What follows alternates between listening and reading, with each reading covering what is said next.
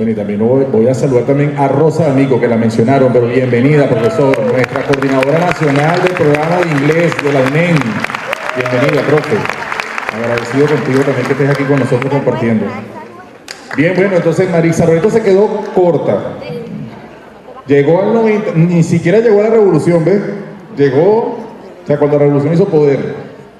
Faltó la constituyente educativa, la LOE, todavía seguíamos batallando ahí porque aunque llegó la revolución, aunque en el proyecto educativo aparecía, ¿verdad?, esta concepción de investigación e información, no necesariamente en el ministerio se daba así, ¿verdad? Entonces el debate continuaba también dentro del ministerio y ahora para eso nos va a hablar María Eugenia Piñero. Ay, Dios mío. Buenos días. Bueno, de verdad que me siento muy contenta, muy feliz de estar acá con ustedes, con todo el pueblo. Profe Humberto, José Vicente, de verdad, mi cariño, mi afecto y mi respeto, Marixa, todas estas maestras, la profe Rosa, la compañera ya, profesor Lenín, saludos, que está por allí también, todos los compañeros del Sistema Nacional de Investigación y Formación Permanente del Magisterio Venezolano. Bueno, yo voy a tratar de ver cómo, yo no hice presentación porque me dijeron que yo venía a echar el cuento, más o menos así, cuenteras. Sí, bueno, ella es disposicionera, a mí me pusieron que echar un cuento. Bueno, fíjense que cuando nosotros llegamos, vamos a decir, al Ministerio del Poder Popular para la Educación, bueno, éramos maestras y maestros que veníamos echándole pierna por otros lados, por las escuelas, haciendo nuestro trabajito en cada uno de nuestros espacios y participando en los espacios donde fuese posible el debate pedagógico, el debate político pedagógico. Porque aunque siempre ha habido, ¿verdad?, una línea institucional, los maestros y las maestras tenemos, digamos, esa posición y esa actitud crítica, ¿no?, frente a la realidad que vivimos y una gran responsabilidad frente al país y con nuestros estudiantes, con nuestras estudiantes. Digamos que el Sistema Nacional de Investigación y Formación Permanente, no saludé a Sayaní, vale, ya va, ¿dónde está Sayaní? Mi cariño, Sayaní, gracias por esa invitación también. Fíjense, el sistema nace en el 2014, vamos a decirlo así, estaba en el ministerio, el ministro era Héctor Rodríguez, el viceministro de Media era el profesor Humberto González, el viceministro de Educación, Rodolfo Pérez, sí, claro, estaba de directora de formación aquí la profe Marixa Loreto. Bueno, estaban allí todo este grupo de gente que estábamos ahí pensando en aquel llamado que nos hace el presidente Nicolás Maduro el día 10 de abril de 2014 en el Poliedro de Caracas. Quizás muchos de ustedes estuvieron en ese acto, ¿ves? Y fueron testigos presenciales. Estábamos 14.000 personas en el Poliedro, maestras, maestros, directores, directoras, y ese día el presidente hizo el llamado para la conformación del Sistema Nacional de Investigación y Formación Permanente del Magisterio Venezolano. Yo estaba en la Dirección de Formación Docente, que me había nombrado el viceministro Rodolfo en esa responsabilidad, y mi jefe aquí era el que me, ¿sabes?, amanecíamos con ese sistema, 2 de la mañana, 3 de la mañana, y nosotros en el ministerio debatiendo. Pero digamos que el Sistema Nacional de Investigación es el resultado también de ese tejido social, político, pedagógico que le antecedió pues a todo este hecho que se concreta a partir del año 2014, porque ya venían como desde los encuentros de educadores, que aquí está el profe Humberto que participaba en los encuentros de educadores, mi equipo también participaba en el encuentro de educadores, y ahí se venía debatiendo, o sea, el tema de la educación venezolana, o sea, por dónde íbamos, cuestionando estos modelos hegemónicos que se venían imponiendo, ¿verdad? Copiando pues modelos muy anglosajones, eurocentristas, y esa perspectiva a nosotros nos llevó a empezar a discutir y a debatir un poco a partir de esos debates que se habían dado en los encuentros de educadores, que se venían dando también en los distintos movimientos pedagógicos que había, por ejemplo, en Lara, en la zona de Oriente, en Aragua, que ya Maritza tiene aquí todo un registro de una sistematización de la experiencia de acá de Aragua. Y revisábamos eso, pero revisábamos también de movimientos pedagógicos a nivel de Latinoamérica y del mundo. Teníamos referentes importantes que, bueno, estábamos, digamos que no fue algo que salió de ya, mira, predeterminadamente, no, fue un proceso de debate y de construcción y reconstrucción colectiva en la que nosotros nos sentábamos con nuestros maestros, con nuestras maestras, a debatir la educación que teníamos y la educación que queríamos. Además de eso, quiero recordar que en el año 1999 se dio el proceso de la constituyente educativa. Y quiero recordar aquí a nuestro maestro, que ya lo han recordado, y de verdad que lloré, el profesor Carlos Lang, porque nosotros fuimos sistematizadoras nacionales de ese proceso, ¿ves? Y en ese proceso nosotros trabajamos, digamos, 3 temas fundamentales a nivel nacional, que era el Estado docente para la Ley Orgánica de Educación, también para la Constitución, el Estado docente, la gestión escolar. En ese momento, al principio se habló del gobierno escolar, después, bueno, hubo, ¿sabe? Ese debate, no, gobierno escolar no, quedamos en la gestión escolar y la escuela como el centro del quehacer comunitario y la comunidad como el centro del quehacer educativo.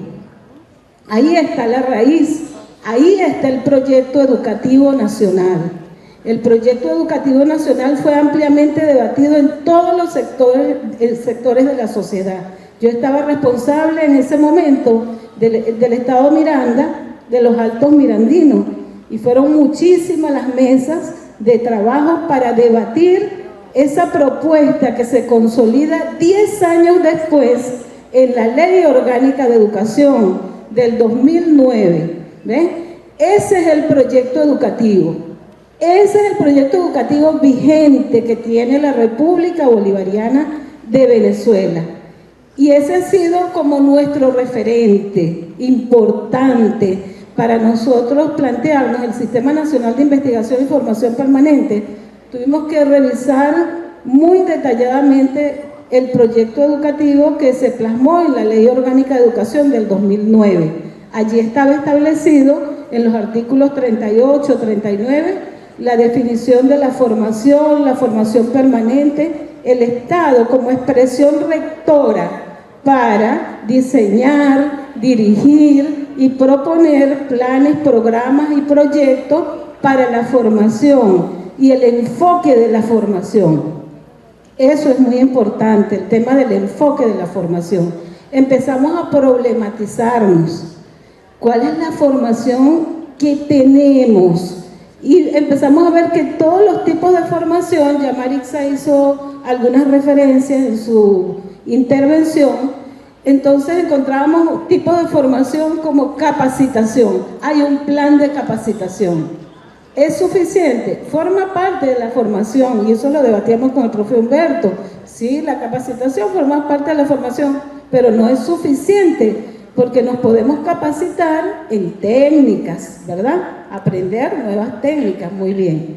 Pero no, o sea, se queda corto con la idea de la formación y la investigación, que digamos es una categoría que van vinculadas, pues están indisolublemente, pues están unidas, no se pueden separar. Decíamos también, bueno, a veces nos dan procesos de actualización. Sí, podemos actualizarnos, leer nuevos temas, aprender cosas nuevas, ¿verdad? Ahorita, todos los días. Pero no es suficiente la actualización como un proceso de formación permanente. Entrenamiento, también. Podemos entrenarnos en destrezas. Como decía un día el profe Humberto, ¿cómo se aprende a correr corriendo? ¿Cómo se aprende a escribir escribiendo? Eso no lo decía el maestro acá. Sí. pero claro, a manejar bicicleta, manejando, ¿ves? Pero bueno, la destreza de correr, de manejar bicicleta, de hacer ejercicios, etc. Y no era suficiente. Entonces, ¿cómo es la formación? Y empezamos a pensar en el enfoque de la formación que nos plantea nuestra Ley Orgánica de Educación, que es una formación integral, una formación permanente, a lo largo de toda la vida, una formación en la cual nosotros nos cuestionemos y pensemos, nos problematicemos. ¿Cómo es la formación que tenemos? Bueno, es atomizada, es fragmentada, es una formación memorística, reproductora, ¿ves? Es una formación que no nos ayuda a pensar con cabeza propia, ¿ves? Porque todo lo reproducimos. Entonces, en esa perspectiva, dijimos, bueno, hay que cambiar el enfoque. ¿Por qué? Porque estos enfoques educativos que nosotros hemos copiado de estos modelos han sido enfoques para la reproducción, ¿no? Entonces, por ejemplo, ¿por qué? Porque hay una racionalidad muy objetivizada, instrumentalista, técnico-instrumental. O sea, el maestro a uno a veces le decía, dígame cómo lo hago, yo lo hago. ¿Ven? Es una cosa muy instrumental, muy tecnocrática. No, nosotros queremos un docente crítico que esté consciente de su realidad, que cuestione, que proponga, que transforme su práctica pedagógica. Y en ese sentido, bueno, fuimos buscando los distintos enfoques. El enfoque tradicional, que es el empírico-positivista, no nos sirve porque fragmenta la realidad, nos enajena, ¿verdad? Fragmenta el conocimiento, describe, explica, pero se queda hasta allí, no trasciende en ese sentido. Además de eso, al objetivar la realidad, suprime la subjetividad. Y la subjetividad tiene que ver con nuestros valores, con nuestros principios, con nuestra ideología, que son un todo. O sea, entre lo que el fenómeno que estudio y quien lo estudia, hay una unidad monolítica, lo decía el profesor Jesús Rivero en Investigación-Acción. La unidad monolítica, soy un sujeto que investiga, pero soy también parte de ese objeto de investigación. O sea, no me puedo fragmentar. Entonces soy una unidad monolítica. Por eso la visión positivista no me servía en ese momento para la formación integral, porque suprimo la subjetividad, lo intersubjetivo, los valores. Creo que la ciencia es neutra, libre de valores, y esas cosas no me sirve así. Tengo que tener una visión más integral donde el sentir, el ser, el hacer, ¿ves? Esto que nosotros sentimos acá, los sentires, los decires, los haceres, los saberes, podamos integrarlos en el proceso de formación desde una perspectiva integral, integradora. Entonces son cuestionamientos que nosotros hacíamos del modelo. Veíamos la perspectiva fenomenológica, por ejemplo, que es parte también de un paradigma. Bueno, y la gente allí puede describir, comprender, interpretar la realidad, pero no trasciende de ese fenómeno, sino que se queda hasta allí. Nosotros necesitamos ir más allá. Sí reconoce los valores, sí reconoce la subjetividad, la rescata en el proceso de producción de conocimiento, pero no trasciende hacia la transformación. Y planteábamos entonces una visión mucho más dialéctica, digamos más transformadora, que se rescate la subjetividad en el proceso de producción colectiva de conocimiento. Es decir, que el conocimiento no solo lo produce un monopolio del saber por allá chiquitico, que estaba por allá en los laboratorios o en los tanques pensantes, los tanques de conocimiento que usa el sistema capitalista mundial y que ha sostenido al sistema capitalista mundial, no, es la constituyente, como nos enseñó el comandante Chávez. Chávez nos convocó al pueblo legislador, al pueblo constituyente, al pueblo que puede producir y construir colectivamente conocimiento. Entonces, en esa perspectiva, buscamos que nuestro enfoque era un enfoque que estaba más direccionada a esa visión, ¿verdad? Una visión más integral, ¿verdad? Que rescata la subjetividad en el proceso de producción colectiva del conocimiento y que investiga, ya fíjense que el enfoque dice, va a investigar a partir de su propia práctica, es decir, que no va a buscar una investigación por allá en un libro desde lo teórico. Son dos enfoques distintos. La universidad tradicional nos pone a nosotros a buscar desde los libros, investigar, busca el problema por aquí, busca el problema por allá. Bueno, ¿y tu realidad? Ahí están los problemas, en tu propia escuela. Entonces, si nosotros como colectivo discutimos en una escuela, todas y todos juntos, como colectivo pedagógico, cuáles son los problemas que tenemos, ¿verdad? Somos conscientes de eso y proponemos propuestas para transformar esos problemas, los empezamos a investigar y a generar, ¿verdad? Propuestas de solución y generar teorías a partir del análisis, sistematización, reflexión y también entonces contraponer o sustentar con teorías que tienen que ver un poco con esa línea de investigación con la que nosotros estamos trabajando. Eso también era un elemento, digamos, sustantivo, fundamental. Entonces, investigar a partir de nuestra propia práctica. Y decíamos nosotros, bueno, ¿y qué es la práctica? ¿Ah? ¿Y qué es la práctica? Entonces, si la realidad es el todo, ¿verdad? Es el planeta, es el continente, es el país, es la comunidad, es la escuela, la práctica es la forma como nosotros estamos vinculados con esa realidad. Y mi realidad, como soy maestra, mi realidad, mi práctica es mi práctica pedagógica, ¿ves? Mi práctica social es mi práctica pedagógica. En ese sentido, nosotros nos planteamos pues vincularnos con esa práctica y aprender y investigar desde la práctica.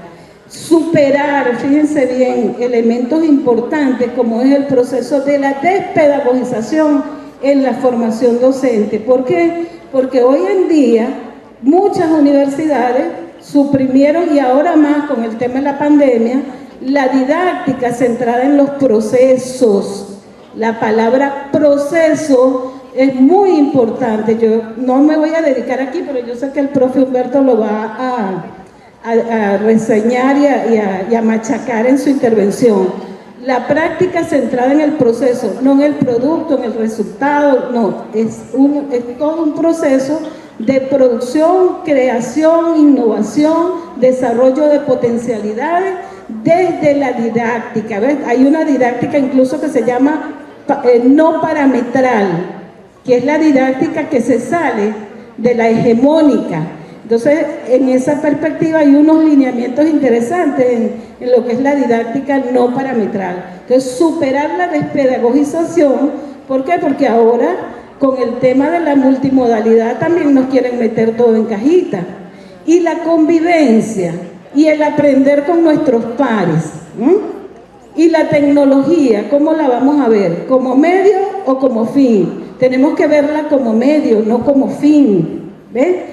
Entonces, ¿por qué? Porque eso genera procesos de enajenación, de alienación. Ya nuestros jóvenes no escriben, no piensan, no quieren, sino todo se los da el teléfono. Entonces, todas esas cositas son importantes que nosotros como maestras y maestros lo reflexionemos. Y el otro que nosotros teníamos el planteamiento era superar el aislamiento del docente en su práctica pedagógica. Y ese aislamiento del docente es a través de los colectivos pedagógicos de investigación y formación.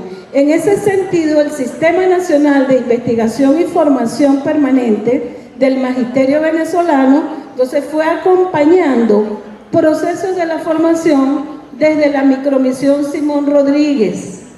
En el 2014 asumimos la micromisión como parte del Sistema Nacional de Investigación y Formación Permanente. ¿Por qué? Porque teníamos cantidad de horas, yo creo que eran como 400.000 horas en total que había, desatendidas en áreas como matemática, física, no sé si eran, bueno, yo tengo un dato por ahí, pero ahorita no lo puedo precisar bien, pero porque mi memoria ahorita no me llega concreto, pero sí. Bueno, en esa perspectiva asumimos la micromisión Simón Rodríguez como proceso y empezamos los procesos. Los PNF lo asumieron el colectivo de la colección Bicentenario, ¿verdad? Dirigido aquí por el viceministro Humberto González, quien estaba al frente de ese colectivo de la colección Bicentenario para los programas nacionales de formación en las áreas que teníamos esa deficiencia de docentes. Eso es importante como historia del Sistema Nacional de Investigación y Formación.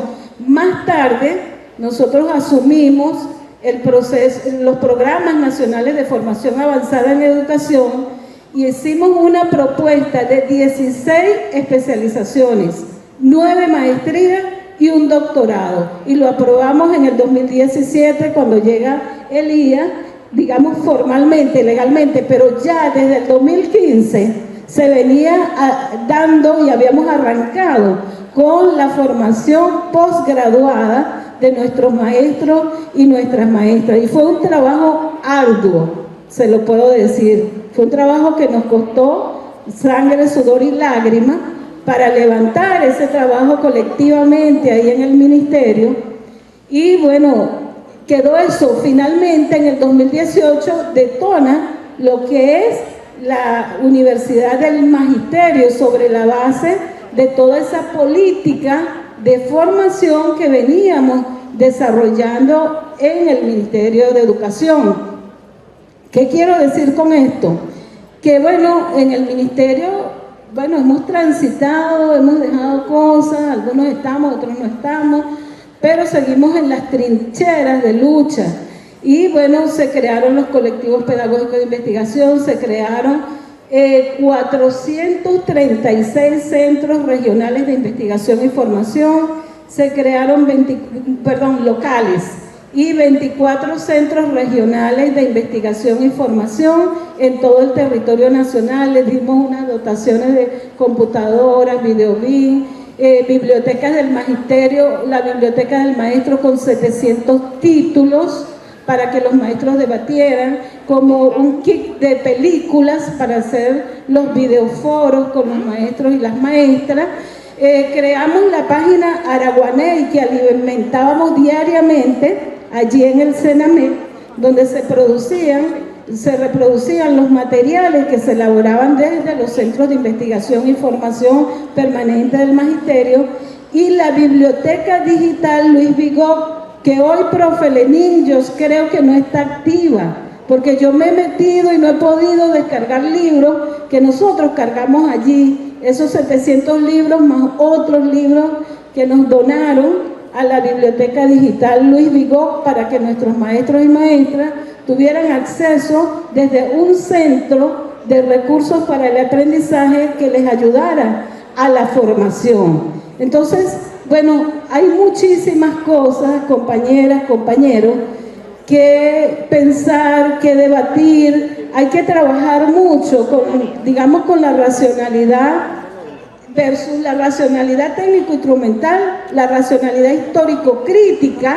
¿Por qué? Porque nos permite recuperar lo que está haciendo José Vicente acá, desde el punto de vista del trayecto de nuestra historia político-pedagógica, cómo se ha ido configurando lo que ha sido el Sistema Nacional de Investigación y Formación Permanente del Magisterio, los encuentros, ¿verdad?, los congresos pedagógicos, los seminarios pedagógicos, los seminarios de la colección Bicentenario que no han continuado. Fueron seminarios donde participaban hasta más de 14.000 maestras y maestros y debatían cómo se estaba llevando las matemáticas, cómo se estaba llevando las ciencias naturales, idiomas, inglés, etcétera.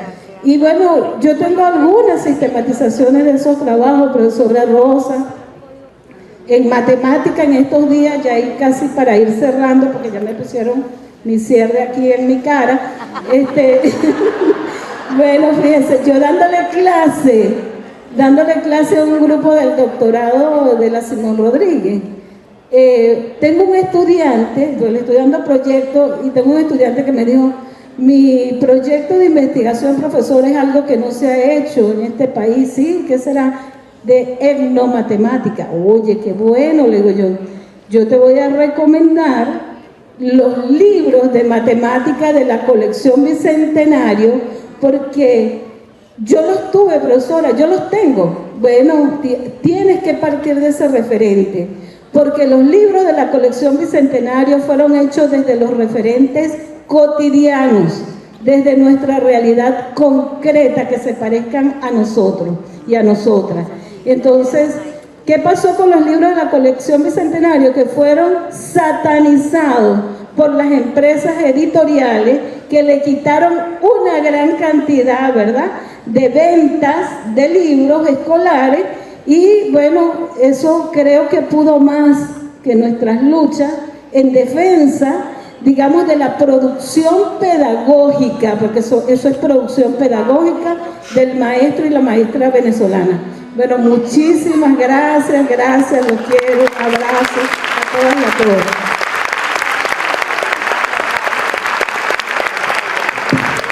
Bueno, muchísimas gracias a nuestra querida amiga María Eugenia Piñero, ¿no?, que nos relata un poco la vivencia en el ministerio, ¿no?, cómo se fue construyendo el sistema, los documentos iniciales que son extraordinarios. Yo invito, siempre es bueno releer esos documentos, porque de verdad que tienen elementos clave que nos ayudan a ir en el desarrollo de nuestra formación permanente.